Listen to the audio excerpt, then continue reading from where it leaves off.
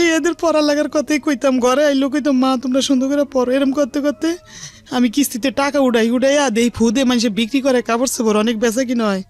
আমি ওগুলো আইন এক এক জায়গাতে সাপ্লাই করে বিক্রি করতেছি এখন। ওই মিশিং আছে এখনো ঘরে আমার। তারপরে ওই 4 ভাই বোন ওই বাবার ঘরে ফালাই দিছে। আর বড় বোন তো বিয়ে হয়েছে, শ্বশুর বাড়িতে থাকে। আরেক বোনও বিয়ে হয়েছে, শ্বশুর বাড়িতে থাকে। 4 ভাই বোন বাপের ঘরে হালাইছে। 2 বোন আবিয়াতি আর 2 ভাই ছোট ছোট। তখন বাপে 4 জন নিয়ে চলতে পারে না, দোকানও বিক্রি করে লাইছে। দোকানে মানুষে বাকি খেয়ে টাকা দিত না। আমার বাপে পড়ালেখা জানে না তো, খাতার মধ্যে লেখতো দিছি এগুলো, দোকান বিক্রি করে। পরে করতো কি, ওই বড় বোনে করছে কি ছোট 2 বোন টাকা নিয়ে আসছে। ছোট ছোট এই সময় আমি 8 বছর, ওইটা একটু 8 ছোট। বলে যে আমার সংসার, আমার সন্তান নাই তো, ওগুলোকে বড় করি। এভাবে নিয়ে আসছে। নিয়ে আস্তে আস্তে একটু বড় হয়েছি। পরে আবার আমার আম্মা নিয়ে গেছে আমাদের দুনো বোনদের দেশে। নিয়ে গেছে, দেশে থাকি। ওই বাবা যা আনে তাই খাই। বাবা এবার ওই মাছের নৌকা ছিল, নৌকায় যাইতো। নৌকায় যায় মানুষের নৌকায় কাজ করতো, মাছ পাইতো, ইলিশ মাছটা সেগুলো ধরতো। ওইভাবে সংসার চলতে চলতে চলতে বাড়ি ছিল বড়। তো বাড়ির ভিতরে গাছ গাছালি লাগাইতো, সুগারি গাছ। আমার বাবার আবার একটা জিনিস আছিল কি, গাছ পছন্দ করতো, খালি গাছই লাগাইতো। সেভাবে গাছের সুগারি বিক্রি করতো। তারপর সবজি টবজি করতো অনেক পদের। এগুলা বাজারে বিক্রি করতে পারে। তাই আমার বোন ঢাকা থাকে, বলে যে আমি এইটারে নিয়ে যাব। তাই নিয়ে আসছে বেড়াইতে। আসার পরে যে বাড়িতে ভাড়া থাকে এই বাড়ির ওদের পোলা, পালক পোলা বলে। তো পালক পোলা বলছে, প্রথম বলছে ওদের পোলা পালক, ছোটকালে পালক আনছে। 2 ওয়াইফ 3টে বাড়িও 3-4টা। তো পালক পোলা এখন হঠাৎ করে আমার বোনের প্রস্তাব দিছে। আসছি আর 2 মাস পরে প্রস্তাব দিছে। আমার বোনে বলে যে না, ওই ছেলে না, ওনার বয়স হইব 35 বয়স। আমার হাজবেন্ডের। আর আমার 12 বছর। বোঝেন, মানে তখনও তো হাজবেন্ড হয়নি। না না না, তখন আপনার 12 বছর বয়স।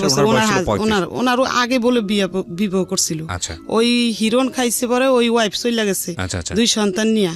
এগুলো আমাদের কাছে মানে কিছু আমরা জানিও না, কিছু না।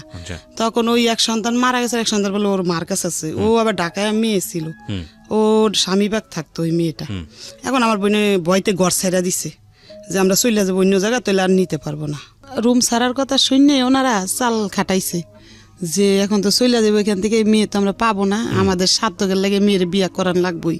তখন হঠাৎ করে আমার মানে নিয়ে যাইলো আমার বোনের ঘরেতে না, তার ঘরে আমি বসে বসে খেলতেছি তার বাচ্চার লাগে। তো বলে যে আসো এদিকে, ডাইকা নিল নিয়া। আর এই কয়দিন আমার মানে অনেক পরামর্শ দিছে যে তোমার ভালো হইব, আমাদের বাড়ি দেখো কত বড়, তুমি আমাদের কাছে থাকবা, আমি তোমার আদর করবো, এরকম বলতো টলতো। তো আমি অত মানে করতাম না। তারপরে হঠাৎ করে আমার কি নিয়ে গেল ওদের ঘরে, নিয়ে হলুদ টলুদ বাইটা টুইটা আমার শরীরে দেয়তে। এখন আমার বই নাইসা আমার রাগারাই করতেছে, পানি পরাই না খাওয়াইতেছে যে তাবিজ করছে তারা নাকি। পানি পরা কোনো কাজ হয় না, মানে আমি হও কই না, নাও কই না। তারা আমার হলুদ মলুদ দিতেছে, দিয়া টিয়া সুন্দর গোসল মোসল করে। তাদের আরেকটা বাড়ি আছে অন্য দূরে, ওই বাড়িতে নিয়ে গেছে। নিয়ে কাজী ডাইকা বিবাহ পড়াইতেছে। মানে আমার ওই আপনার গার্ডিয়ানের পারমিশন ছাড়া গার্জিয়ানের মাথা ফাটা লাইছে, আবার আমার বোনের মাথা ফাটা লাইছে। বিবাহ পড়াইতেছে। বোনের জামে আবার চাকরি করতো সিও অফিসে। তখন মাথা ফাটা লাইছে, ফাটাইছে। আমার বোনের তো মাথা বেন্ডিশ নিয়ে চুপ করে বসে রয়েছে, আর যায় নাই। তখন ওনারা গার্জিয়ান ছাড়া নিয়ে বিবাহ পড়াইছে। আমার এই কবুল কইতে বইছে, আমি 3 বার কবুল কইছি, এতটুকু জানি। আইসা এখন আমার বোনের সালাম করতে গেছি, সালাম দিতে গেছি, পর আমার বোন একটা লাথি মারছে 2টা, যে এই আমার কাছে আসবি না, তুই যা যারা তোর বুদ্ধি দিছে। আপনার নিজেরও কি ইচ্ছা ছিল? না, আমি কিছুই বুঝতাম না, না যে বিয়া কি জিনিস সেটাই বুঝতাম না। আর ওরা আমার কি করতেছে আমি নিজেও বুঝতাম না। ওরা কি করছে আমার আমিও নিজেও জানি না। তখন লাত্তি দিছে, চলে আইসি ওই শাশুড়ির কাছে চলে আইসা। এখন বলি যে আমার বোনে তো আমার জায়গা দিব না রুমে, বলে যে তুমি আমার রুমে থাকো, পরে একটা বাড়াইটা যে লেগে ওই রুমরা তোমাদেরকে দিব বইলা। পরে আমি ওই রুমে ঘুমাইছি। পরে 15 দিন পরে একটা রুম খালি হয়েছে, বাড়াইটা চলে গেছে। পরে এই রুমটার ভিতরে একটা চৌকি আর একটা ফ্যান আমার শাশুড়ি কিনা আমার ওই ঘরটা দিচ্ছে, আর কিছু হান্ডি পাতিল। বলে যে সংসার করো। এই 15 দিন পরে স্বামীর সাথে মানে এখন এক ঘরে থাকবো, এই প্রথম জি। আর এই 15 দিনের ওই শাশুড়ির কাছে ঘুমাই। তো এই 15 দিন এখন আমার বোনের রুম ছাইরা চলে গেছে এখান থেকে। এখন ওই শাশুড়ি ঘরটর দিছে, ওদের সব কাজ করি টরি, ওনাদের কাজ করি সকাল থেকে সারাদিন, ওদের লগে খাইতে খাইতে পরে বলে যে তোমরা আলাদা রাইন দেখাও। তখন আমি আলাদাই আমার হাজবেন্ড নিয়ে রাইন ওদিনকে ঘরে দিছে। পরে রাত্রে দেখি কি ডুইলা আসছে লোকটা। আচ্ছা। তারপরে রাত্রে উনিও ঘুমাইছে, আমিও ঘুমাইছি। সকাল উঠছি, এখন শাশুড়ির কাছে গেছি, বলছি। শাশুড়ি পরে কয় কি তুমি পেশু সইসা আসো ওই নাস্তা খাইতে। তখন নাস্তা খাইছি, খাইতে খাইতে এমনি সংসার করতে করতে 1 মাস মানে হইয়া গেছে। পরে বাবু পেট হইছে। আচ্ছা, হইছে পরে বমি করি, তো বুঝতাম না যে 1 মাসের মধ্যেই। 1 মাস। আপনার বয়স তখন কত? তখন ধরেন 10-11 বছর। 12 বছর বিয়ে 12 হইছে। বছর বয়স। আর আচ্ছা, 1 মাস পরে বমি হইতাছে। ওকে। ওই লোকটার বয়স বেশি না, ওনার 35 মতন বয়স। আচ্ছা আচ্ছা, যাই হোক, ওনার তো সতর্ক হওয়া উচিত ছিল। ঠিক আছে, বলেন। হ্যাঁ, তারপর? না, শাশুড়িরাই তো সতর্ক করে নাই, তারাই তো কিছু কইরা বোঝাই নেই আমারে কিছু। আচ্ছা, আপনি তো কিছু বিষয়টা বুঝতেনই না একদম। না, তখন মানে বুঝতামই না যে বাচ্চা হইলে আমার ক্ষতি হইব কি ভালো মন্দ। তখন বোন বুঝতে পারছে যে বমি করে কেন। তখন বোন বললো যে আমার কাছে একটু আসবি তুই, মানে দূরের থেকে বোন আদর করে, দূরের থেকে বলছে আমার কাছে একটু আসবি। আমি বলি কেন? বলে আসে দিকে গেছি। পরে একটা কাঁচা আনারস নিয়ে কাইটা খাওয়াইছে, এটা আবার আরেকটা বাড়াইটা দিয়ে খেলাইছে। দেখা শাশুড়ির কাছে বইলা দিছে, শাশুড়ি হাজবেন্ডের কাছে বইলা দিছে। তো রাইতের বেলা ওই নিশা খাইয়া আমার বোনের পুরা কাপড় চোপড় মাথায় উঠাইয়া বকাবকি স্টার্ট লাগাইছে। ওকে, আমরা এখান থেকেই ফিরবো প্রিয় শ্রোতা। একটা ছোট্ট বিরতি নিচ্ছি। আপনারা শুনছেন প্রাণ মিস্টার ম্যাঙ্গো ক্যান্ডি প্রেজেন্স জীবন গল্প। আমি আরজি কিবরিয়া আপনার সঙ্গে রয়েছি। এখানে আমি একটা কথা অবশ্যই আপনাদেরকে প্রথমে বলেছি, আবারও বলছি, আজকে মূলত 10 থেকে 11 বছরের আসমার একটা কন্যা সন্তান, সে ভিকটিম, সে রেপড, তাকে নিয়ে স্টুডিওতে সে এসছে এবং এটা হয়েছে সইরা চইলা গেছে। এখন এমনি বাচ্চা পেড়ে 9 মাস হয়েছে। তখন মানে আমার বাচ্চা হইব আজকে ডেলিভারি, শাশুড়িরা দায়টাই নিয়ে আসছে। নিয়ে আইসা শাশুড়ি 9 মাসের মধ্যে কি আপনি বাড়ির সঙ্গে যোগাযোগ করা? না, আপনার আমার বাড়িতে বাবা মা কেউ আসে নাই। কেউ জানার পরেও আসেনি? না, কেউ আসে নাই। তখন দায় আনছে। ওই সারা রাত আমার শাশুড়ি আমার কাছে ছিল, আর একটা বাড়াইটা এরকম মানে থাকবো ওরকম প্রস্তুতি নিচ্ছে তারা। তখন একটা বাড়াইটা ছিল ভালো। কোন এলাকার ঘটনা এটা? এটা আমি দোলাইপাড় থাকতাম তখন। দোলাইপাড়, ঢাকার দোলাইপাড়? ঢাকা দোলাইপাড়। ওনাদের নিজেদের বাড়ি? ওনাদের নিজের বাড়ি। আমি তো ওনাদের পালক ছেলের বউ, বুঝেন না? পালক ছেলের বউ ছিলেন আপনি। আচ্ছা, তারপরে? হ্যাঁ, তারপরে আমার প্রথম সন্তানই কি এই সেই সন্তান?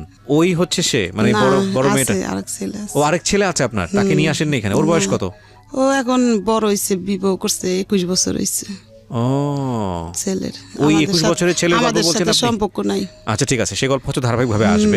তখন মানে একটা সাইডের বাড়াইটা ছিল ভালো, বলে যে এখন যাই ওর বোনের কাছে, অনুরোধ করে নিয়ে আসি ওর বোনেরে। তখন বলে যে এই ছোট মানুষের পেটে বাচ্চা হইছে, বাচ্চা হইতে দিলে তুই মারাও যাইতে পারে কি, তো তুমি আমার বোনেরে অনুরোধ করে নিয়ে আসছে, পায়ে হাতে দুইটা যে আস তুই একটু ওরে দেখিস। তখন আমার বোনে চলে আসছে, আর থাকতে পারে নাই। আচ্ছা, আইসা সারা রাত আমার সাথেই করছে। সকালবেলা আমার ওই ছেলে বাচ্চা হইছে। আচ্ছা, হয়েছে পরে আমার হাজবেন্ড মিষ্টি আইনা খাওয়াইছে সবাই। খাওয়ানোর পরে আমার হাজবেন্ডের মানে বাবা মা কোথায় আছে কি আছে আমরা কিছুই জানি না। আসল বাবা মা নাই বলছে ওনারা, কোনো ভাই বোনও নাই মনে হয়, এরকম কেউই নাই মনে হয়, এরকম জানি। তারপরে খাওয়াইছে আস্তে আস্তে একটু বাবুটা 5 মাসের হইছে। আর হঠাৎ করে ওই রাস্তায় মারামারি করছে, ওই ওষুধ কোম্পানির 2টা লোকে মারামারি করছে। ওই ছেলের বয়স 5 মাস। মারামারি করছে, পরে ওনারা ধরাই দিছে ওই মালিকে, মানে আরেকজন ভাই এরকম পালক আর একটা ছেলে হলো মারামারি করছে, ধরাই দিছে পুলিশ দিয়া। আমার হাজবেন্ডে ধরাই দিছে, আমি জানি না। তো এই নাইট গিয়ার এসে বলে যে সালমা তোমার এই হাজবেন্ডে তো ধরাই দিছে তোমার শ্বশুরে।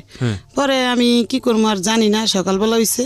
এখন বলে যে আমার শ্বশুর ডাইকা নিয়ে বলে যে তুমি আমাদের ঘরে খাওয়া দাওয়া করবা কিন্তু। পরে আমি ওই ওনাদের ঘরে একবেলা যাই, খাই, আর ওই বাচ্চাটা নিয়ে থাকি এরকম করে 2 মাস। এখন আমার বাবার বাড়ির মানুষ শুনছে ওই কথা, শুনে আমার বাবা চলে আসছে, আর থাকতে পারে নাই। আচ্ছা, চলে আসছে, গাছ বেচছে দেশে, বেচা গাড়ি ভাড়া নিয়ে আসছে যে আমার মেয়ে নিয়ে যাবো আমি। ওইটা শুনছে, কাটতে জানি না, বড় বোনেরতে জানি। পরে আসছে, পরে এরা যাইতে দিব না, যে না ওর স্বামী নাই, ওরে দেওয়া যাবে না। আচ্ছা, মানে এত ফাঁসান দেয় নাই। তখন আর আমার বাবা ফিরত চলে গেছে। তো পরে আমার শ্বশুরে একটা লোক দিয়া জেলখানায় পাঠাইছে যে তোমার হাজবেন্ডের দিকে আসো। পরে আমি গেছি, আর আমার হাজবেন্ড মানে আমি কই চলে যাম গা, আর এর ভাত খাম না, অনেক মাইর ধরেও করতো। পরে আমি কি চলে যাম গা, না বোন তুই যাইস না, আমি সারা পাইলে তারপরে তোরে নিয়ে তোর বাবার বাড়িতে যাম। এটা আপনার বলছে? আমার হাজবেন্ড বলে জেলখানার ওই খাসা দুইটা। হ্যাঁ, পরে আমি কই থাক, লোকটা হাজার বাবা মা নাই, এতিম, এই খারাপ হইলো তো এমনি খাওয়ার খাদ্য দিত আমারে, মানে বাজার কোনোটা বাদ রাখতো না। আমি একটা জিনিস বুঝতে পারছি যে ওই বাড়িতে মূলত ওই ছেলেটার সঙ্গে আপনাকে বিয়ে দিয়েছিল যাতে বাড়ির কাজকর্ম আপনাকে দিয়ে করানো যায়, ওই পালক ছেলেকে। কিন্তু ওই লোকটা আমার হাজবেন্ড কেমন মানে নিশা খাইতো, রাইত হইলে দিন হইলে ভালো থাকতো। আচ্ছা রাইতে মদও খাইতো আর গাঁজা সিগারেটে বইরা ওগুলা ঘরে বসে বসে খাইতো। আচ্ছা আচ্ছা এমনি এমনি করতে করতে ওই ছেলেরা একটু হাঁটিন্ন হইছে পরে এর কয়েক বছর আবার বাচ্চা বেড়ে গেছে, তারা কোনো ব্যবস্থা নিতে বলে নাই দেখে আমিও বুঝি নেই।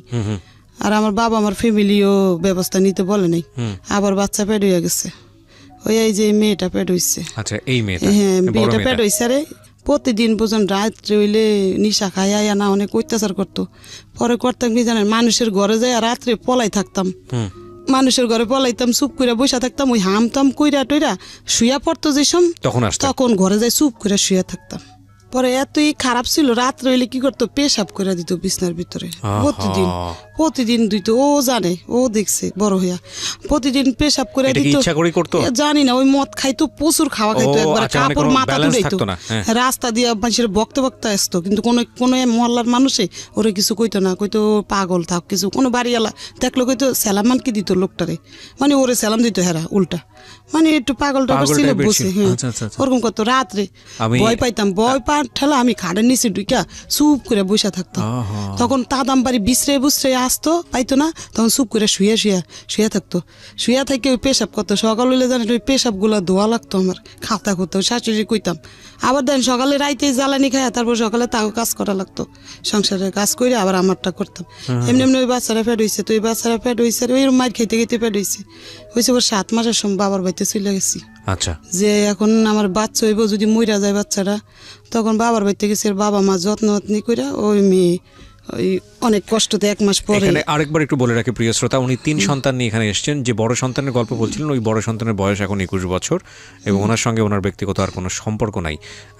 আর উনি যেই সন্তানের কথা এই মুহূর্তে বললেন, বড় মেয়ে তার, সেই বড় মেয়ে এই মুহূর্তে আমার সঙ্গে স্টুডিওতে আছে। আমি একটু আপনার সঙ্গে কথা বলি। হ্যাঁ, আপনার মা যেটা বলল, মাইক্রোফোনটা নিয়ে নেন, আপনি কাছে নিয়ে নেন।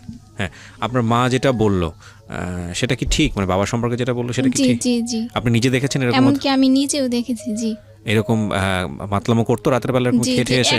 একটা রাত আমরা ঘুমাতে পারতাম না, মশারির মধ্যে আগুন ধরাই দিত, তারপরে ছুরি ধার দিত, my আমার God. আম্মুর কল্লা কাটবে, মানে আমরা অনেক ভয় পেতাম। একটা দোনো রাত ভাই বোনে ঘুমাতে ভয় পারতাম না ঠিক মতো। মানে আমার যতটুকু মানে জ্ঞান হওয়ার পরে আমি যতটুকু আমার মনে আছে ওই ঘটনাগুলো, রাত্রের ঘটনাগুলো। 4-5 মাসের বছরের ছিল, 4-5 বছর 6 বছরের ছিল, নিয়ে গেছি। ঠিক আছে, তা আপনি যেটা বললেন যে আপনার বাড়িতে গিয়ে যাওয়ার পরে যত্ন করলো, হ্যাঁ, যত্ন যত্ন করে তারপরে 1 মাস পরে ব্যথা, প্রচুর ব্যথা, অল্প বয়সে মা হয়েছে, ওই ছেলে ছোট 2.5 বছরের, ওই ছেলে 2.5 বছরের, অনেক সুন্দর একটা ছেলে। তখন এই মেয়ে হইব, অনেক ফকির পাকড়া বাবা মা দেখায়া দায়টাই আইনা দাঁড়ে সহায় রাখে। তারপরে ডেলিভারি হয়েছে একটা মেয়ে, ছোট একবারে, ওজনও কম, পুষ্টি নাই কোনো শরীরে। তারপরে হয়েছে পরে আমার বাবারে ওই এর ভিতরে চলে গেছে, চলে যায়, বলছে আমার বউ নিয়ে যাবো। বলে আমার মা বলছে ডেলিভারি ছাড়া আমরা দিব না। তখন বলে যাচ্ছে, তো আমি চলে যাই। 2 দিন থেকে ও চলে আসছে ঢাকা। তখন চলে আসছে পরে ও ডেলিভারি হয়েছে পুষ মাসের 15 তারিখে। ও হচ্ছে শীতের মধ্যে রাত 3টার দিকে হয়েছে। পরে ওরে নিয়ে 15 দিন পরে আমি ঢাকা চলে আসছি। আচ্ছা, আমার ছোট বোনটারে নিয়ে চলে আসছি ঢাকা, লগে করে নিয়ে আমার বাবাই লঞ্চ উঠাই দিচ্ছে। ওরা আইন সংসার করতেছি এমনি। ওই প্রতিদিন রাত রইলে খাইয়াই অনেক অত্যাচার করে। একদিন করছি কি জানেন, আমার মারণের লাগিয়া বিশ্রাইতেছে দিনে মদ খাইয়া, পরে মারতে পারে না। আমি ইচ্ছা করে কলের দিকে চলে গেছি যে না মাত্রে। খাটের স্ট্যান্ড ছিল আগের দিনে, কিন্তু দাঁড় উপরে কারা থাকে না খাটের, এভাবে নিয়ে এই আমার মাথার ভিতরে এই শিলি হয়েছে 4টা, দেখেন এই শিলি মাথায় বাড়ি দিয়েছিল, মাথায় বাড়ি দিয়া মজক সহকার বার করে লাইছে। Oh my God! তখন আমার শাশুড়ি করছে কি, ওই শাশুড়ি আবার এমনি আদর করতো, মিশা কথা কম না, আমার অনেক আদর করতো, এখনো আদর করে। সে করছে কি জানেন, আমারে মানে নিয়ে গেছে ডাক্তারখানা, নিয়ে এটা শিলি দিছে। যখন না শিলি দেয়, গিট্টুগুলো এম করে টান দিয়া গিট্টু দেয়, ওই সময় সুতা ছিল, সিলাই টিলে বাসাইছি। আর 1 সপ্তাহ পরে ওই শিলিগুলা যেসব খুলছে, আমি জানেন ওই অজ্ঞান হয়ে পড়ে গেছি ওখানে। তারপর বাসাইছি, আবার সংসার করতেছি এরকম করে সংসার করতে। একদিন করছি কি জানেন, আমার এই বাথরুমের ভিতরে পলাই রয়েছি, বাথরুম ভাঙ্গা, টয়লেট ভরা ছিল, নিচে টিন সাইড বাড়িতে থাকি না, আমার ওই শাশুড়ির সামনে শ্বশুরের সামনে আমার করছে কি জানেন, বাড়াইতে থাকে 22টা, ওই বাড়াইতারা সাক্ষী এখন ওই বাড়াইতে দোলাই পারা আছে। ওই বাড়াইতে সামনে আমার করছে কি জানেন, বাথরুমে পালাইছি না, বাথরুমের দরজাটা ধাক্কা দিয়া ঢুকে আমার এই মুখটা আছে না ওই বাথরুমের গুয়ের ভিত্তে ডুমায়া ধরছে, আমার এই শরীরটা পুরো গু দিয়া বেরিয়ে আছে। আর এমন জোরে ঘুষা দিছে বুঝলেন, এই জায়গাটা এরকম করে এগুলো কি সেই খাওয়ার পরে মদ খাওয়ার পরে এরকম খাইয়েই করতো। এটি বালা থাকলে কিছুই করতো না, সে মদ আর গাঞ্জা খায়া খাই এরকম করতো। ওরম করতে করতে ও বাচ্চার বয়স 4 বছর হয়েছে, এরম মার খাইতে খাইতে অনেক হেরা বার করে দিছে। ওই শ্বশুর মানুষ আর সহ্য করতে পারে না এই ছেলের ও ওই মানে জ্বালা। আপনার যারা পালক হ্যাঁ, পিতা তারা যাদের ছিল সহ্য করতে পারে না দেখে তারা করছে কি, মাল সামানা সব ঘরেতে নামে বাইরে ফালাই দিছে ফিক্কা মেরা, যে আমাদের বাড়িতে যাও গা বাবা, তোমাদেরকে রাখতে পারব না। তখন একটা অন্য বাসায় ঘর নিছি আমরা। এখন আমি কিছুই বুঝি না, থানাও কিছু বুঝি না, বাবা মাও দিয়ে নেয় না, কিছুই বলে না, আর শ্বশুর বাড়ির মানুষও কিছু বলে না, আমি কিছুই বুঝলাম না, রাগা করা। এরকম করতে করতে পরে এই মাইয়ার 4 বছর বয়স হয়েছে, হুম আর ওই ছেলে একটু বড় হয়েছে, 6 বছরের হইব মানে 6-7 বছরের, আর ওর 4 বছর। তখন ওরে 4.5 বছর হয়েছে, আর ওরে ভর্তি করছি একটা মাদ্রাসায় ওইখানে। আচ্ছা কইরা এখন আমি কি করি জানেন, ওই আকরবাতি আছে না, ও নিশাবানি খায়, অত টাকা দিত না, 60 টাকাই না দিত রাত্রে বাজার করার জন্য, আচ্ছা আর সব খাইয়া লইতো। ওই দিয়ে আমি ওই টুকটাক 12 টাকা কেজি চাল ছিল তো আর ডাইল ছিল, সব তো মাংস ছিল 60 টাকা। তো ওই 1 কেজি চাল আনলে আমরা সুন্দর 2 দিন হইয়া যেত, আধা কেজি করে, অত খাইতাম না। আকরবাতি আছে না, এগুলা ওদিকে দেয় বাড়ি বাড়ি আচ্ছা বানাইতে। তখন আমি মানুষে বানাই দেখে দেখে শিখছি, তো প্রতিদিন 3 কেজি বানাইতাম। সিয়ারি খাইয়া অনেক বাড়াইতে ঘুমাই থাকতো। সেহরি হ্যাঁ, আমি ঘুমাইতাম না, আমি ওই বৈশা বৈশা ঘরের মধ্যে ওই গোলাইতাম, গোলাইয়া বইয়া বইয়া বানাইতাম। তো সবাই বেশি বানাইতাম, আচ্ছা 4 কেজি কি 4.5 কেজি বানাইতে পারতাম আগরবাতি। জি, আচ্ছা বেড়ারা দিয়া যায় বাসায়, গুড়িও দিয়া যায়, গোলায় নিতে হয় আটার মতন করে। আচ্ছা তো বানাইতে বানাইতে বানাইতে ওই বেবিও আমার শিক্ষা লাইছে ওগুলা। মানে আপনার তো বড় মেয়ে। হ্যাঁ, ওই মেয়ে 4.5 বছরের মেয়ে শিক্ষা লাইছে দেখতে দেখতে। আচ্ছা। তো ও একবার মতন বানাই দিত আমারে, যেরকম বানাইতাম মাইজি ওরে ভর্তি করছি একটা মাদ্রাসায়। আর ওই 4.5 কেজির মতন বানাইতাম, কোনোদিন 3 কেজি বানাইতাম, বানাই রাখতাম, পরে লোক আসলে নিয়ে যেত, এক লগে 1000, 1200, কত টাকা পাওয়া যেত? 1500, 1200 এরকম পাইতাম 10 দিন 15 দিন পরে। 10 দিন 15 দিন পরে? হ্যাঁ, 10 দিন পরে। বহুত কঠিন কাজ। হ্যাঁ, কঠিন অনেকগুলা, এতগুলা হইতো 1 কেজি। ওগুলা রাস্তায় সুগার লাগতো, মিল্লা সুগার পরে আবার বাইন্দা রাখতাম, তো লোকটা নিয়ে যেত।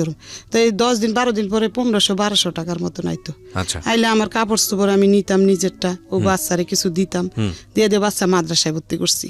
করার মনে 2 মাস কি 4 মাস পরে হিরণ ধরছে। এখন ওই পাকঘরে বৈশা বৈশা খাইতো প্রথম অন্য মানুষের সাথে, আপনার জামাই।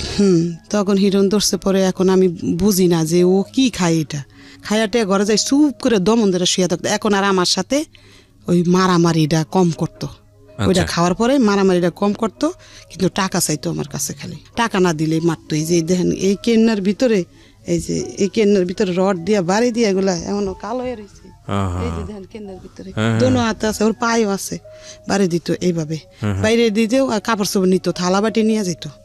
তখন ও তো বড়, 5 বছর হইয়া গেছে, আর ওই ছেলেও তো একটু বড়। তখন কি করবো, ওই কাজ লইছি একটা, সবাই দিয়ে কিস্তিতে টাকা উড়াইয়া চলে সুন্দর। ওই আগরবাতি দিয়ে চলবো না, মিশিংটা আনতালে জালি ব্যাগ সিলাই, নেটগুলা ওই ফলের দোকানে দেয়। অনেক একজনে বুদ্ধি দিয়ে কি, ওই তোর স্বামী তো ওই নিশা ধরছে, এখন তো ওই বাচ্চা দুটোর জীবন নষ্ট হইব, আর বাবা মাও নেয় না আমার আয়সা, কেউ পাশেও দাঁড়ায় না। তখন বললাম যে একটা মিশিং কিনব, তখন কিস্তিতে টাকা উঠেছি 10,000। আমি এখানে একটা বিরতি নিতে চাই। প্রিয় শ্রোতা, আপনারা তো শুধু গল্পটা শুনছেন, ইনফ্যাক্ট আমি বলবো যে এতদিন যাবৎ কোনো একটা ঘটনার, আপনি রেপ কেন্দ্রিক কোনো একটা ঘটনার যতটুকু জানেন, আজকে আমি চ্যালেঞ্জ দিয়ে বলতে পারি তার চেয়ে অনেক বেশি জানবেন। আমি আসমার জীবন গল্প এখানে সালমার জীবন গল্প এখানে উপস্থাপন করছি। সালমার 2 মেয়ে 2 ছেলে, আজকে এখানে 3 সন্তান উপস্থিত। বড় মেয়ে একটু আগে কথা বলেছে, এবং ছোট মেয়ে যে ভিকটিম, যে নভেম্বরের 8 তারিখে 2018 সালের নভেম্বরের 8 তারিখে তার জীবনে এই ঘটনাটি ঘটেছে, যার বয়স মাত্র 10 থেকে 11 বছর। ক্লাস 5-এ পড়া অবস্থায় ঘটনাটা ঘটে, এবং সে পরবর্তীতে পরীক্ষা দিতে পারেনি, এবং এটা নিয়ে মামলা হয়েছে। সে কথা বলবে আজকে সময় পেলে। আপনারা যদি ওদের ফেসটা দেখতে পারতেন, বিশেষ করে যে মেয়েটা ভিকটিম হয়েছে, ওর যদি ফেসটা আমি দেখাতে পারতাম। আমি দেখাতে পারবো না, নিজের বাসায় দিয়ে আসি আবার নিয়ে আসি, আর ও দেখছে কিভাবে খায়, ওরা জিজ্ঞাসা করেন।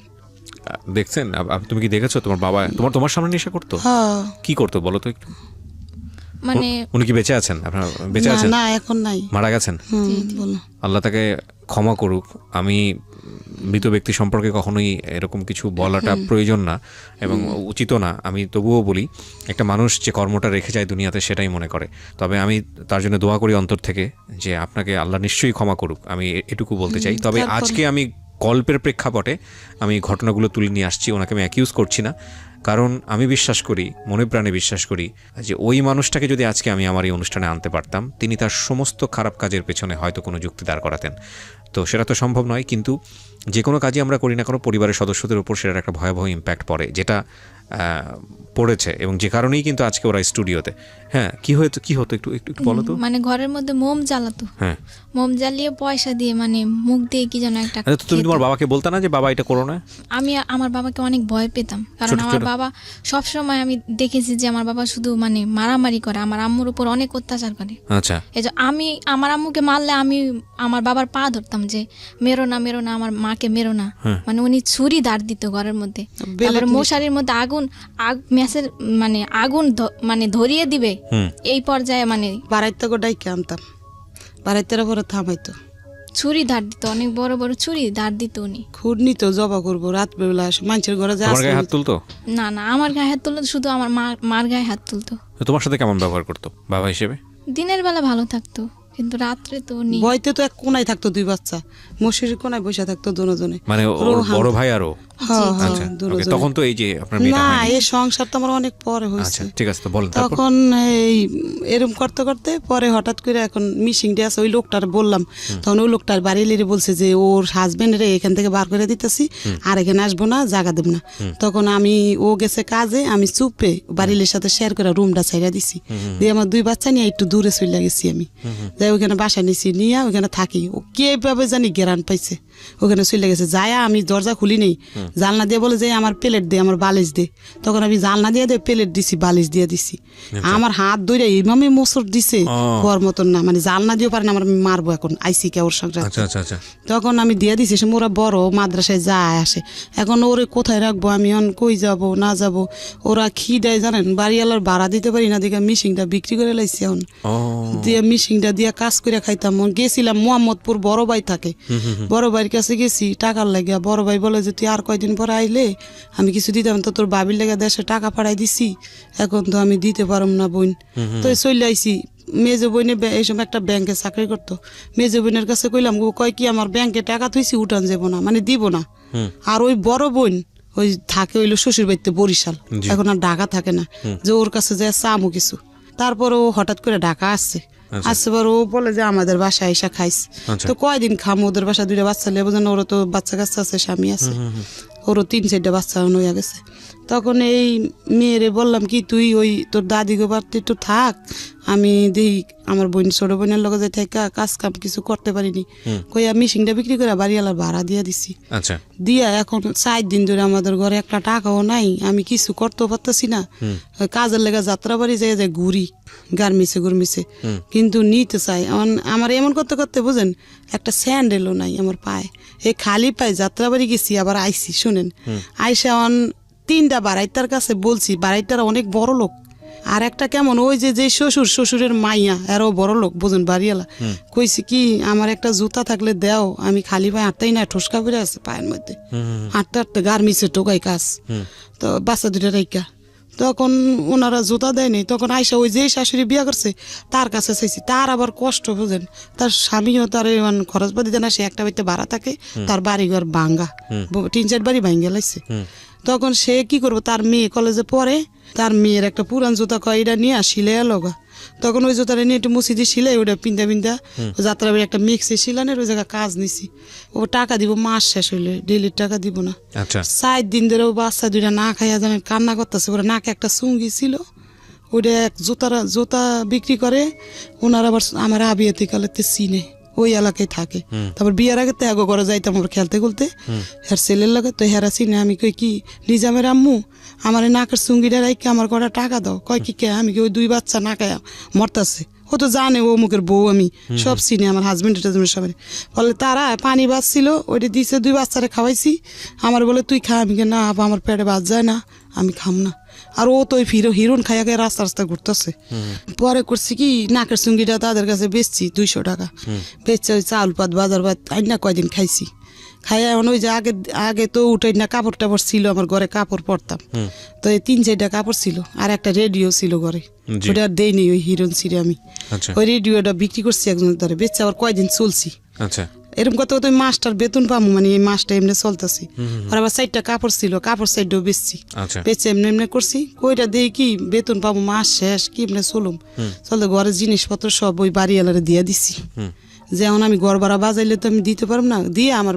ছোট বোনের কাছে গেছি গা আর ও মাইয়া ওই দাদির কাছে দিছি মাদ্রাসা হেদের বাড়ির কাছে আর ছোট বোনের কাছে যেমন 2 মাস ধরে থাই ওই মাইয়া ওদের কাছে থাকে ওরা যা দা খায় থাকে আর ওই ছেলেও ওদের কাছে দোনোটা ওই শাশুড়িরা নিছে দায়িত্ব যে কয়দিন থাকুক তুমি নিজের পায়ে দাঁড়ায় পরে নিয়ে যেও তো এইভাবে থাকতে থাকতে পরে বড় বোন বলে যে এরকম করে চলবি কয়দিন তো আমার কাছে এসে থাক তখন ওর সামনে একটা রুম নিয়ে দিছে দিয়া বলে যে তুই এখানে থাকি একটা কাজ কাম করে ওরা আমি দেখুম তুই চলিস এইভাবে করতে করতে পরে ওই মেয়েটারে আর ভর্তি করতে পারিনি ওইখানে যায়া এখন ওই মাদ্রাসাতে মানুষের খারাপ কথা বলে আবার হুজুরা বলে যে তুমি বেতন নিয়ে আসো না বলে দেখা ও পড়ার থেকে নিয়ে গেছি নিয়ে ওই বোনের কাছে থাকি তখন ওইখানে বইনে ভর্তি করে দিছি স্কুল ড্রেস বানাই দিছে বড় বোনে তো এই বড় বোনটা একটু আদর করতো তো এই বড় বোনের কাছাকাছি রাখতে রাখতে ওই বড় বোনের জামাই তো পিছ লইছে যে ওর আমার সাথে মানে দুষ্টামি করতে চায় ওর মানে বেকায়দা শৈলে মিলে বসা করতে চায় ওর 3 সন্তান 3 সন্তান ছোট ছোট আর বেশি বড় না তখন বোনের বলি নেই এরম যে কয়টয় বলে যে চুপে বলে রাস্তায় তুই আমার কাছে বিপদ বললে আমি কন্ট্রাক্টদারি করে পয়সাও ভালো কামাই টাকা বোঝান প্রতিদিন অনেক টাকা আনে কিন্তু আমি আমার বোনের কাছে শেয়ার করিনি আজ পর্যন্ত বলিনি এই কথাগুলো আজকে প্রথম বলতেছি তখন বলি যে না এনে থাকলে আবার বোনের ঘরও দেখি মারামারি করে হাসবেন বাচ্চা ঘরও মারে বোনেরও মারে বলে যে না এনে থাকুম না তখন ওইখান থেকে সইরা আলাদা একটা বাসা নিয়েছি 3 সাইড নিয়ে এখন কাজে লাগছি যাত্রাবাড়ি মেক্সি সেলাই রেডিমেড মেক্সি 5 টাকা করে পিস দিব পরে সেলাই পেটিকোট মেক্সি সিলাইতে ওই টাকাটা দিয়ে ঘর ভাড়া দেই মাস শেষ ওদের 2টারে খাওয়াই এর মধ্যে আমার বাবার কাছে বড় বোন ফোন দিছিল যে সালমা কিভাবে খাইবো বাবা বলে যে ওর কাছে সেলাই মেশিন আছে না ওইটা দিয়ে খাইতে পারে না এই কথা বলছে শুনি না মনে কষ্ট লাগছে বুঝছেন পরে কই বাবা মাকে দরকার নেই বাবা বাচ্চা আছে ওই সময় তখন বাইরে তো আর খোঁজ নেই আর কেউ নাই খোঁজ নেন তখন কি করবো ওই জায়গায় বাসা নিয়ে থাকি হঠাৎ করে আমার এত অসুস্থ হয়ে গেছি কাজ করতে করতে বুঝেন বিছনার লগে লেগে গেছি লাগার পরে ওই 2টা লোক আমার বাবা আবার বোলার থেকে বাড়ি বিক্রি করে নোয়াখালী বাড়ি করছে করার পরে ওই লোক 2টা আমাদের বাড়ির লোকের এই ক্যান্টনমেন্ট চাকরি করে আর্মি ক্যান্টনমেন্ট সিপিলে চাকরি করে তখন ওরা মানে আমাদেরকে চিনে তাই শুক্রবারে বিকেলে আর্মিকে বন্ধ থাকে তো ওরা 2জন আমার বোনের বাসায় আসতো বোনের জামাইয়ের লাগে কথাবার্তা বলতো উনি আমারে বললো যে তুই কি করস আমি এরম করি ভাই কিভাবে চলবো 2টা বাচ্চা নিয়ে বলে যে তোর ছেলেটারে আমাদেরকে দিয়ে দেয় ক্যান্টনমেন্টের মধ্যে ও টুকটাক আমাদের সাথে করবো থাকবো তো ছেলেটারে ওরা নিয়ে গেছে ভিতরে তো নিচে পরে 1 দিন 2 দিন ওরকম দেখছে ওই ওর বাবা দেখছে দেখে বলে যে একে বলে যে আমার বোনের ছেলে মানে আপনার সেকেন্ড হাজবেন্ডের কথা বলছেন আপনি আমার বোনের ছেলে তখন আপনার প্রথম হাজবেন্ডটা কোথায় প্রথম হাজবেন্ড ওই রাস্তা ঘুরে খায় টায় নিশা পানি আপনার সঙ্গে যোগাযোগ নাই না যোগাযোগ নাই 2 বছর হইছে এখন যোগাযোগ নাই এখন একদিন দেখছি রাস্তায় ডিভোর্স হয়নি কিন্তু যোগাযোগ নাই না ডিভোর্স হয়নি আর ওর সাথে আমার কাবিনও হয়নি এমনি বিবাহ দিছে মানে মৌখিকভাবে দিছে তারা তখন ও একদিন দেখছি রাস্তায় দেখছি নাক মুখ একবার ফুলা পাওয়াত ফুলা প্রচুর এই আমার বড় বোনের জামাইয়ের কাছে যায় কইতাছে দুলা ভাই আমি 3 দিন ধরে খাই নাই আমার কটা ভাত দাও তো আমার বোনের হোটেলে নিয়ে বলে ভাত খাওয়াই পাঠাই দিছে আমাদেরকে অনেক বিশ্রায় সে পায় না তন্ন করে পাইলে তো আমাদের মারবো তো পায় না দেখে ও বিশ্রায় টিশ্রায় ওই দোলাইফার ফুইরা থাকে রাস্তাঘাটে ফুইয়া থাকে আর মানুষের ওইটা চুরি করে তখন ওই ঘর নিয়ে থাকি ওই লোকটা বলছে যে তুই চল একদিন তোর বোনেরে দেখতে যাবো তো আমারে দেখতে আসছে দেখতে আসছে একদিন দেখছে দেখে চলে গেছে গিয়া ওনার রেশন পাইতো 20 কেজি চাউল আর 15 কেজি আটা এই রেশনটা ওই লোকটারে দিয়ে আমার বাসায় পাঠাইছে 3 মাস রেশন পাইতো মানে সে কি আর্মিতে ছিল? আর্মিতে ওই সময় সার্জেন্ট ছিল। আচ্ছা। হ্যাঁ সার্জেন্ট ছিল। দেওয়ার পরে একদিন আবার আসছে আমাদের বাসায়, মিষ্টি নিয়ে আসছে। নিয়ে এসে আমি আর আমার ওই ভাইটা দেশের ওনার সামনে আসছে, আরেকটা ভাইও আসছে, 3 জনই আসছে। 3-4 একটা বাড়িতে অনেক বাড়াইতা ও বাসায়। তখন আমার মানে দিছে একটা নাম্বার মুট কইরা লেইকা ফিক্কা মাইরা আমার ঘরে দিছে। ওরা যদি দেখে মাইন্ড করে ফিক্কা মাইরা দিছে, ওই লাগে 100 টাকা দিছে। আচ্ছা। দিয়া মানে ওইটার মধ্যে লেখা আছে যে আমার কাছে এটা দিয়ে ফোন করবে, এই টাকাটা দিয়া তুমি জুরিয়ান রেলগেটের থেকে, আচ্ছা, তোমার সাথে আমার কথা আছে, এটা লিখছে। তাই আমি তো আর অত পড়ালেখা জানি না, ভালো করে বুঝি না। তো একজনের দিয়ে আমি পড়াইছি, সেসব আমার ওই বাচ্চা অত মানে পড়তে পারে না। পড়াইছি পর দেখি কি ওই কথা লেখা। তখন আমি একদিন রেলগেটতে ফোন দিছি পরে সে আমার জিজ্ঞাসা করলো যে আপনি কিভাবে চলেন টলেন। তা আমি বলছি আমি এরকম কাজ করে চলি। বলে যে আচ্ছা আপনি আমার সাথে একটু দেখা করেন, আপনার আমি সিএমএস একটা চাকরির ব্যবস্থা করে দিম। নাচ নাম কি ছিল ওনার? খোরশেদ আলম। আচ্ছা। না সিএমএস একটা চাকরির ব্যবস্থা করে দিম। তখন আমি বলছি যে আচ্ছা যদি আমার একটা চাকরির ব্যবস্থা করে দেয় তো আমার ভালো হইব, সরকারি চাকরি হইলে আমি চলতে পারবো 2টা বাচ্চা নিয়ে। এভাবে বাচ্চার বয়স 7 বছর হয়ে গেছে। মানে এটা প্রথম বাচ্চা না? এই যে ওর বয়স আচ্ছা 7-এ পড়ে গেছে এরকম। তখন এই মেয়ে পরে ক্লাস 1-এ মনে পড়ে এরকম হইব, 1-2-তে ছেলেটা কোথায় তখন? তখন ছেলে আমার লগে আছে। ছেলেটা তখন ছেলে আমার লগে আছে, ঘুরে গাড়ে কোনো কাজ করে না। ও তখন ওই ক্যান্টনমেন্ট দিছি, ও কাম পছন্দ হয় না। আর ক্যান্টনমেন্টে দিয়েছিলেন কিন্তু ওখানেও কাজ পছন্দ হয় না। ওরা কাপড় দোলাই করে, ওরা আব্বু না, ওরা বসে না পাইনি, ওই সিপিল ওরা কাপড় দোলাই করে আর্মি গো, ওগুলার লগে একটু কাজ কাম করতে দিছিল, কিন্তু করবো না। সে আয়সা পড়ছে, আয়সা ঘরে শুয়ে থাকে। আমি কিছু বললো খেলে টেলে আয়সারাই আমি যাই লেগা কাজে, ও ভাত বুত খাই আবার খেললে খারাপ পোলাবিনের লাগে মিশে। পড়াশোনা করে না, পড়াশোনা করে আপনি শাসন করেও করতে পারেন। শাসন করলে কি আমার মানে কিছুই কয় না। আমি মারলে চুপ করে থাকে, আমি গেলে ও খেলে টেলে, আর আমি না থাকলে পলায়া থাকে ভাত বুত খায়, এরকম করে দিন যা রাত পয় ওর খালি না খাইলে না খায় থাকে। বাবা খুবই বাবার কাছে যায় না। এই যে বলি বাবা খুব ইম্পর্টেন্ট একটা ফ্যামিলির জন্য, খুবই ইম্পর্টেন্ট। এবং একটা ব্রোকেন ফ্যামিলিতে আসলে যারা বড় হয় তারা বুঝতে পারবে যে একটা মার অ্যাবসেন্স কিংবা একটা বাবার অ্যাবসেন্স ওই পরিবারের জন্য কতটা ভয়ানক, বা তার বড় হয়ে ওঠার জন্য কতটা ভয়ানক। বলেন তারপরে কি হলো? আপনি তারপরে এভাবে উনি বলছে চাকরি দিব, বলতে না। হ্যাঁ। তখন জানতাম না কিছু। তখন বলে এগুলো, আমি বলি না ভাই আমার 2টা বাচ্চা আছে, এটা নিয়ে কেউ সংসার করে কিনা? করে না। করলো পরে আমার বাচ্চাটি লাত্তি দিয়ে ফালাই দিবেন আপনি। বলে যে সবাই একরকম মনে করেন না আপনি। দেখলাম লোকটা অনেক ব্যবহার ভালো টালো এরকম, দুর্বল হয়ে গেছি একদম মানে তার প্রতি। ও স্যার সে বলে যে তোমার বোনের কাছাকাছি তুমি থাইকো না, তুমি আমি একটা বাসা নিয়ে দিই, তুমি ওখানে বাসা নাও। তখন আমি বলছি যে না বাসা তো নিব আমি, কিন্তু সেই বাসা ভাড়া আমার কে দিব? বলে যে আমি দিব। তখন আমি বাসাটা ছাইরা ওই পারে রেলগেটের ওই পারে একটা বাসা নিছি, ভাড়া মনে 4,000 টাকা হইব না, 3,500 টাকা বাসা ভাড়া নিয়ে আমার 2 ছেলে মেয়ে নিয়ে আমি ওইখানে গেছি। যাওয়ার পরে টুকটাক কিছু মাল সামানা ও কিনা দিছে, আর ওই লোকটারে দিয়ে রেশন মেশন পাঠাইছে বাসায়। পাঠাইছে পরে বাড়িওয়ালারে বলছি আমার 2 বাচ্চা আমি থাকবো, আমার হাজব্যান্ড থাকবো, এ কথা বলছি। এখন আমি বলছি যে আমরা এখন বিবাহ করব। উনি বলছে আমার প্রস্তাব দিছে। তাই আমি বলছি তাহলে কে সাক্ষী থাকবো? বিবাহর সাক্ষী আছে না? তখন ওই লোকটা আর একটা লোক, এই 2 জন সরকার, একজন মৌলবী ডাইকা আমরা বিবাহ করছি। আচ্ছা, তো এই বিয়ে করার আগে তো আপনার আগের হাজবেন্ডের সাথে আপনার তো সেই অর্থে সম্পর্ক ছিল না, তার চিনিও না জানিও দেখিও নেই। আর তারে এই 2 বছর সে আমার কোনো খোঁজ খবর না, আমরাও তার খোঁজ খবর নেই। আপনি বিয়ে করার আগে আপনার ছেলের মেয়েদের সঙ্গে আলোচনা করছিলেন যে আমি এরকম একটা বিয়ে শাদীতে এরকম? বলি আপনারে, তখন আমি বিবাহ করতে চাইছি, কিন্তু আমার এই মেয়ে বাধা দিচ্ছে। আচ্ছা। ছেলে কিছু বলে না, ছেলে জিয়ানে রাইতে না খাই, ছেলেও বোঝে না সব কিছু, মানে অন্যরকম। ও মেলে বলে যে না এরে আমি বাবা বললে স্বীকার করুম না। আচ্ছা। বোঝে সব, বলে যে না। আমি বলি যে থাক বাবা, আমরা ঘর নিতে গেলে ঘর দিব না আমাদেরকে। মানুষে বলে যে ঘর নিতে আইসেন আপনার হাজবেন্ড কি করে? বলি যে আমার 2 বাচ্চা আর আমি। বলে যে না বাসা দিব না, আপনি কিভাবে বাসা ভাড়া দিবেন এই কথা বলে। তখন ওরে বললাম যে একটা গাছের তলে যদি থাইকা তোমরা বাবার পরিচয় দিয়ে থাকো, মানুষ সম্মান দিব তোমাদেরকে যে তোমার বাবা। This is our society, Priya Shroda. This is our society, and of course you have to face it. দেখুন, আজকে যে মানুষটার জীবন গল্প আমি এখানে তুলে ধরছি, সমাজের একেবারে প্রান্তিক পর্যায়ে, প্রান্তিক অনেকেই বুঝবেন না বলে নিম্ন পর্যায়ের একজন মানুষ, দিন এনে কোনো রকম একবেলা পেট পুড়ে খেটে খাওয়া একজন মানুষ, এবং সেই মানুষটা যদি নারী হয় তাহলে তার জীবন সংগ্রাম কতটা ভয়ানক হতে পারে এটা জীবন গল্পে নতুন করে প্রমাণ দেওয়ার কিছু নেই। কিন্তু এই রকম একটা পরিবারেরই তার একটা সন্তান, সে রেপড, যার 11 বছর বয়স। Can you imagine the situation?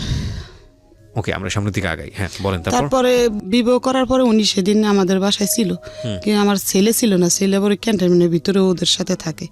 আমার এই মেয়ে ছিল বাসায়, তখন এই মেয়ে কান্দে দেখে সে চকলেট মকলেট এনে ওরা দিছে, তখন আমাদের বাসায় রাত্রে ছিল।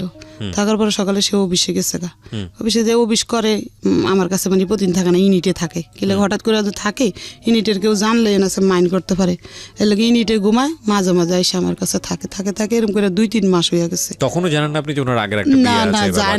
যায় না, দেশে যায় না। আচ্ছা, 2004 সালে বিয়ে হয়েছে, তারপরে থাকতে 2006 সালে ও প্যাড হয়েছে। মানে এই মেয়েটা, যে মেয়েটা বলতে আজকে ভিকটিম। আচ্ছা, ও ভালোই, লোকটা ভালো, আমার সাথে ব্যবহারও ভালো করতো সব সময়, আমার কোনোদিন মারতো না, খারাপ একটা বকও দিত না, রেশন সবই দিত আমার, তেল। আর আমি ওই কাজটা ছাড়ি নেই, কাজটা করি, মানে একবার কাজ বন্ধ করে দিইনি, যে তার নির্ভয় করে থাকবো সেটা না, যে আমারটা দিয়ে আমার বাচ্চার খরচ চালাইতে পারবো, তারটা দিয়ে আমি ঘর ভাড়া দিব, এরকম। তখন এইভাবে ভেবে ওই বাচ্চা আমার ডেলিভারি হয়েছে। বাচ্চার যেসব 2.5 বছর বয়স, তখন ওনার কুস্টিং হয়ে গেছে। পোস্টিং? হ্যাঁ, হয়েছে হইলো আপনার যমুনা ব্রিজের গোড়ায়।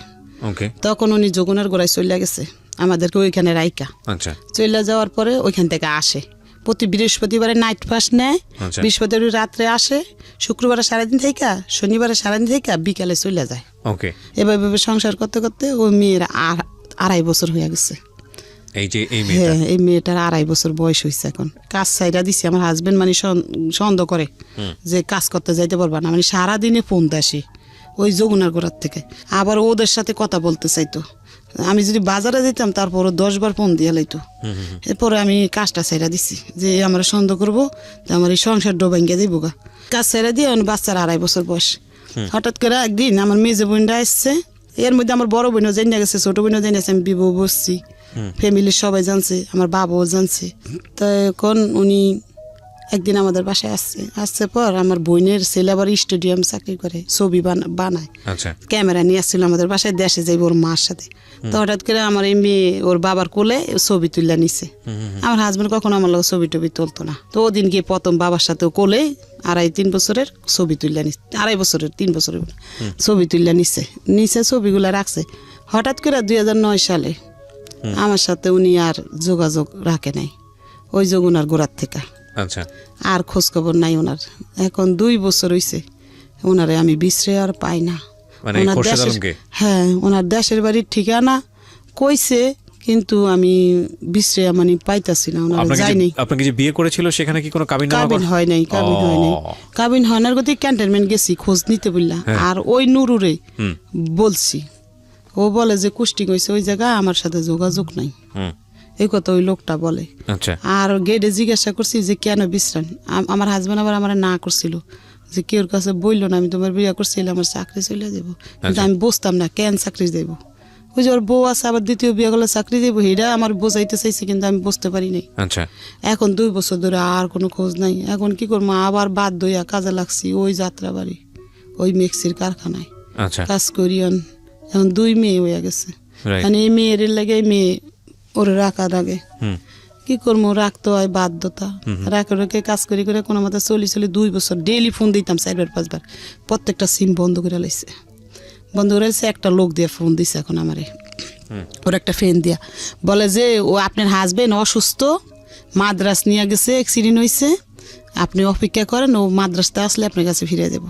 মনে একটু সান্ত্বনা পাইছি যে হইতে পারে এরকম কি দেখো। তো বললে হঠাৎ করে ওই লোকটারে ফোন দিলে, লোকটা আর ধরে না, ওই একদিনে বলছে, আর খোঁজ নেই 2011 সালে ফোনটা রিসিভ করছে পরে আমি কান্দা দিছি পরে আল্লাহর কোন কুদরত আসছে আমাদের বাসায়, বলে যে আমি অ্যাক্সিডেন্ট হয়েছি, মাদ্রাস ছিলাম, সব মিথ্যা কথা। আমি যেমন বলদ, আমার বলদরে বুঝাইছে এমন। তখন গেছে সেদিন, পরের দিন আসছে।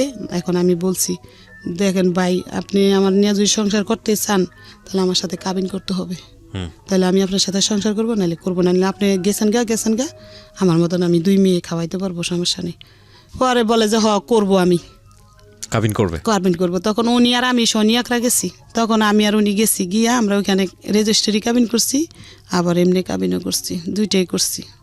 এটা কি উনি নিয়ে গেছে আপনাকে সেই অফিসে নাকি আপনি নিয়ে গেছেন? আমি নিয়ে গেছি, আচ্ছা তাহলে দুইজনে গেছি রিক্সা দিয়া। আচ্ছা যা কাবিন করছি, হ্যাঁ। কইরা পরে আমরা কাবিন লগে তো দেয় না, 3 মাস পরে দিছে রেজিস্ট্রি কাবিনটা, আর ওই কাবিনটা দিছে আমার 1 সপ্তাহ না 15 দিন পরে। টাকা দিছে আমার হাজবেন্ড 5,000 না কত টাকা নিচ্ছে। কাবিনে কি লেখা, মানে কত টাকা দিন? 2 লাখ টাকা কাবিন করছে। আচ্ছা তখন কাবিন করে বাসায় আইছি, তো বালের সংসার করতেছি। পরে ওইখানে আবার উনি সিটিংবাজি করছে। ওই 2 বছর পরে আসছে যে চাকরি করে, কিন্তু যমুনার ব্রিজের গোড়ায় এখন পোস্তকলা আসছে কয়েকদিনের লাগা, চাইছিল কয়েকদিনের মধ্যে আমারে আবার ভোগ কইরা চলে যাইব। কথা বুঝছেন, মানে মনের ভিত্তি হারামজাদর। তখন ওরা আমি জিজ্ঞাসা করি তুমি এখন কোথায় আছো? আমি উত্তরা র্যাবে আছি। শুনেন কথা কি সিটিং বাস, উত্তরা র্যাব আছে, ওই কাবিনের ভিতরে র্যাব পরিচয় দিছে। তখন একটু পরে ওনার কাবিন টাবিন করার শেষে ওনার পকেটেতে আমি আইডেন্টি কার্ড বার করে ফেলাইছি, করে দেখি উনি রংপুর 8 ইঞ্জিনিয়ারে কুস্টিং হয়েছে, অরিন অফিসার র্যাঙ্ক ওনার এখন 2009 অরিন অফিসার হয়েছে। তখন আমি বলি এটা কি করলা? কয় কি আরে আমি ছিলাম তো ওই র্যাবে ছিলাম তো এই কয়দিন। শুনলেন কথা, যা কাবিনে র্যাব দিচ্ছে আমার তো সমস্যা নেই। অন দেখি 5 মিনিট পর আমার বাসায় চলে আসে। কিরে র্যাবের থেকে 5 মিনিট পর তো উত্তরা থেকে আমার বাসায় আসা যায় না, আজকে আমি পিস লাগুম ওর সাথে, কই যায় ও দেখবো। তখন উনি বাইরে গেছে ঘরের থেকে, আমি ওনার পিছে যাই, দেখি উনি পোস্তাবেলা ক্যান্টাইনমেন্ট ঢুকছে। তো 1 দিন 2 দিন 3 দিন ঢুকছে, 4 দিন দিয়ে আমি গেটে গেছি, যাই বলি যে এই লোকটারা চিনেন, আমার কাছে ছবি আছে, ছবি দেখাইছি। লোকটা কয় কিন্তু অরিন অফিসার খুরশেদ, কি হন আপনি? আমি কি আমার হাজবেন্ড? বলে যে আপনার হাজবেন্ড? আপনি বাচ্চা করে? আমি বলি যে আমার 1 মেয়ে। দেখেছি এক মেয়ে আমার, এই যে দেখাইছি ছোট মেয়েটা। বলে যে ও খারো ডাইকা এনে দিতেছি, তখন ডাইকা এনে দিছে, ও আমার রাস্তায় এনে বাসায় নিয়ে আসছে। আইসা উনি অন্ত জিদ দিয়ে ফাইটা যাইতেছে, গেটে চলে গেছে, এ তো ডেয়ারিং হয়ে যাবো আস্তে করে আর সইরা গেছে গা রংপুর গেছেন। 3-4 দিন ধরে আমার সাথে আর যোগাযোগ নাই, ফোনও দেয় না, ফোন অফ। আমি এলা গেটে গেছি চালাই করে, যাই বলি যে আমার হাজবেন্ড এখানে তো চাকরি করতো, এখন উনি কোথায়? উনি তো কুস্টিং হয়েছে, আপনার বলেনি? আমি বলি না আমার, হ্যাঁ ওইখানে কোথায় এরম জায়গায়, ওরা আমার ঠিকানা লিখে দিছে। আমি ওরে ছোট নিয়ে চলে গেছি এর গাড়িতে, রাইতের গাড়িতে গিয়ে সকালে নামছি, নাইমা আমার হাজবেন্ডে বার করে নিচ্ছি, নিয়ে ওইখানে এসএম স্যারের কাছে বিচার দিছি যে আমি আমার হাজবেন্ডের লগে থাকবো। সব বলছি, বলি যে হাজবেন্ডের লগে থাকবো। তো আচ্ছা থাকলে আপনার হাজবেন্ড ঘর নিলে আপনি থাকবেন। ওই এর আগে আরেকটা ঘটনা হয়েছে, 2009 সালে বাস্ট হয়েছে, যে ওর 2টা বাচ্চা আছে। কেমনে পাইছি জানেন? একটা চিঠি পাইছি, ওর মেয়ে চিঠি লিখছে বাবার কাছে। 2 মাস ধরে বাবা বাড়িতে যায় না, তার দাদির কাপড় নাই, তার স্কুলের জুতা নাই। এই চিঠিটা আমি পাইছি, পাইয়া চিঠিটা আমি একজনের দিয়ে পড়াইছি, আমি পড়তে জানি না, তো পড়াইয়া দেখি কি বাচ্চাটির কষ্টের কথা লিখছে এটার ভিতরে। হইনা আমার খারাপ, তখন আমি এটা মানে গোটপিট করছি। ওই যাই না গেছি দিকে ওই পলাইয়া গেছে ওই 2 বছর আর আসে নাই। পলানের আগে এই ঘটনা বললা গেছি, পলানের আগে পলাই গেছে ওই যাই না। আপনি যখন বললেন না আর্মিতে গিয়ে এই ঘটনাগুলো, তারপরে কি হলো? তারপর যাই না গেছি দেখে ও পলাইছে। ওই সিডি আমার কাছে আজও আছে, আমি রাইকা দিছি সিডিগুলা। তখন পলাইছে, ওই যে পলানের পরে 2011 আইছে, কাবিন করলাম, করার পরে ওইখানে গেছি। ধরলেন ওরে ফাইনালি তো গিয়ে ধরলেন? দর্শি আমরা স্বীকার করছে। হ্যাঁ না সেটা ঠিক আছে, তারপরে কি হলো? মানে ওখান থেকে কি বললো? আপনাদের একসাথে থাকার নিয়ম দিচ্ছে। তারপর যে আপনার হাজবেন্ড ঘর নিলে আউটে বাসা নিব, আপনি থাকেন তার সাথে, নিয়ম দিচ্ছে, থাকেন আপনি, সমস্যা নাই। তখন আমি চলে আসছি ঢাকা, যে মাল সামানা নিয়ে পরে যাওয়া লাগবো, ঘর নেওয়ার পরে ঢাকা চলে আসছি। আমার বাবুরে নিয়ে আসার পর ও গাড়িতে উঠাই দিছে, চলে আসছি। আইসা থাকতাছি ও ওইখানে আসাম স্যারের বলছে কি আমি ঢাকা পোস্টিং নিতে চাই, তাহলে আমার 2টা ফ্যামিলির আমি দেখতে পারবো। ঢাকা পোস্টিং নিতে চাই? হ্যাঁ। তখন মিরপুর স্টাফ কলেজ 12 নম্বরে পোস্টিং নিচ্ছে উনি। আচ্ছা। নেওয়ার পরে আমাদেরকে এখান থেকে বাসা ছাইরা আমাদেরকে, এখন মানে আমার ছেলে অনেক বড় হয়েছে, 17 বছর হয়েছে ছেলের। তখন আমি মনে করছি যে আমার হাজবেন্ড ওইখানে রুম নিব মনে একটা, ওখানে আমার 2 মেয়ে, আবার এই ছেলে কোথায় নিবো, ও কাজ করে এখানে, তো তুমি তো দাদির কাছে থাকো আর আমি ওদেরকে নিয়ে ওখানে যাই, তারপরে তোমার নিয়ে যাবো পরে। ছেলের ওর দাদি ওই সৎ দাদির কাছে রেখে গেছি। আমার হাজবেন্ডের এই হলো বাসা, পিঠ আছে না, বলে যে আমার লাগে লোন।